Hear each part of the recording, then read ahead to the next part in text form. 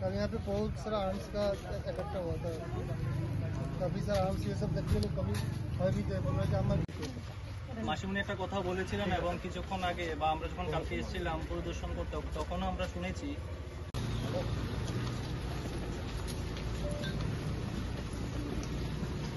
ঘটনাস্থলে এসে পৌঁছেছেন পশ্চিম ত্রিপুরা জেলার আরে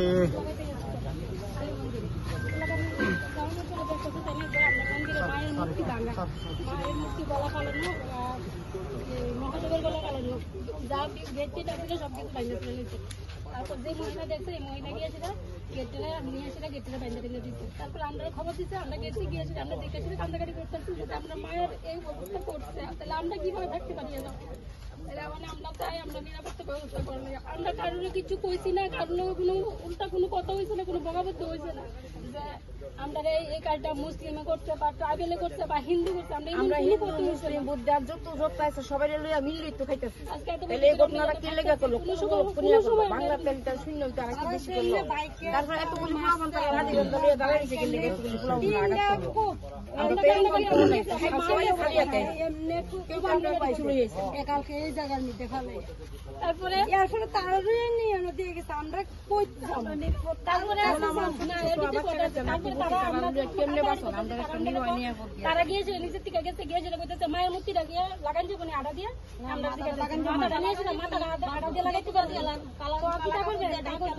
কাগজের মূর্তি না পূজা করে নেন। এরপর আরেকজনে কিতা করবেন সবাই মিলে নষ্ট হয়েছে, সবাই মিলে চান্দা ছিল আমরা এটা ঠিকঠাক করে এলাম। এমন কোন সাহায্য কেমনি ঠিক করবো এমন কিছু আমরা এতটুকু করছি। আমরা মায়ের মূর্তি কি কারণে ভাঙা হইলো? আমরা আজকে এত বছর ধরে থাকতেছি, কোন সময় আমরা দেখছি না এত কষ্ট করে মাছ মূর্তি করছি।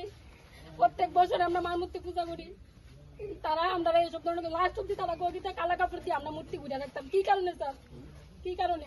আমরা ওখানে আমরা মানে এতটুকুই কইছে যে আমরা সিরামের দনি দিয়া যাই করছি, তোমার এই যতক্ষণ আমরা এটা ধরা তোমার মাদ্রাসা তালা থাকবো, আমরা পূজা না হইলে তোমরা ইয়ে দিতে পারবো না। আমরা মাদ্রাসার মধ্যে কোনো পূজা ভালো হইতে পারতো না, আমরা কোনো আজান না দেয়, তারা আজান যাতে আমরা না শুনি। আমরা এতটুকু কইছি আর যে করছো কাজ তারা স্বীকার করো, তারা স্বীকার করো। ওইদিকে যত মানুষ আছে মহিলা কোন পুরুষ কোন যত আছে মুসলিম তারা কিতা করছে দাও যাও যা আছে সবকিছু নিয়ে হামলা করছে। হামলা করে আমরা জানি কূপ মারছে, কূপ মারার আমরা যত বাচ্চা কাচ্চা আছে কোন রকম লই আমরা যার বাড়ি করাইয়া আটকেছি, সারা রাত্র বাইরে করে রয়েছি। তাহলে কারণে আমরাও না করে আমরা এটার বিচার না করে এটার কোনো ব্যবস্থা না করে তারা কিতা করছে, তারা অনাই না তারা এনে দিচ্ছে। তাহলে তারার জন্য এনে দিচ্ছে, আমরা কি ভরসা এনে থাকুক? আমরা নিরাপত্তার ব্যবস্থা করে দিয়েছেন, আমরা কি ভরসা এনে থাকুক? আমরা নষ্ট করছে, আক্রমণ করছে, কে লিগে করছে, কি কারণে আমরা কিভাবে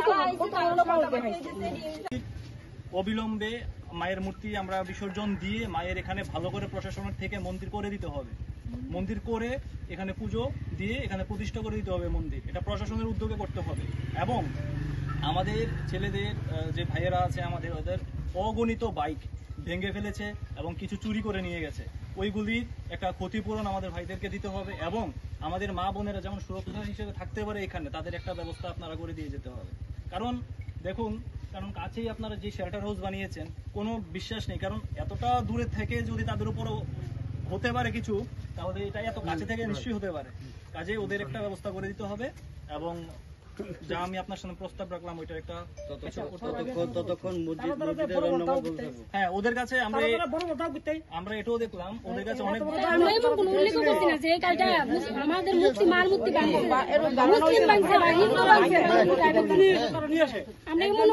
হিন্দু হিন্দু